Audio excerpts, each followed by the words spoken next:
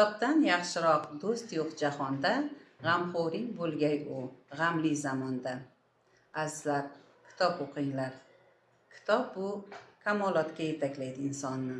Farzandlaringizga o'rnak bo'ling.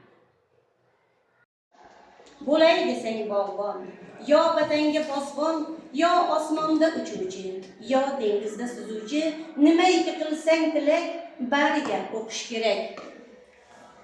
Yaxshi ko'chat ekib, yaxshi hosil olishni istasangiz, farzandingizga kitob olib bering. Kitob o'qishni esa avvalo o'zingiz ularga namuna bo'ling.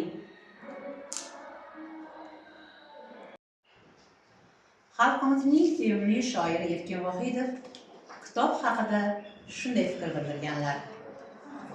Odamni xavfli o'y bosadi. Kelajakda she'riyat nima bo'ladi? Kitob mutolaasichi? Agar bu ma'naviy boyliklar yo'q bo'lib ketsa, juda katta tarixiy adolatsizlik, insoniyat uchun juda katta yo'qotish yuz beradi. Shuning uchun farzandlarimizga yoshligidan kitob mutolaa qilishni o'rgataylik. Kitob bilim beradi, bilim baxt keltiradi. Книга – это мечта, которую вы держите в руках. Побольше читайте книги и любите их. И покупайте книги своим детям.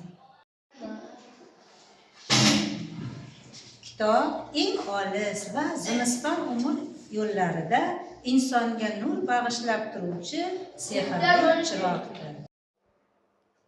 Har bir o'quvchiga kitob kerakdir. Unda jononjamdir behisob hikmat, u butun millatga darmon demakdir. Unda bo'lmaydi hech qanday illat. Azizlarim, farzandingizga kitob olib bering. Kitob o'qigan farzanddan yomonlik chiqmaydi.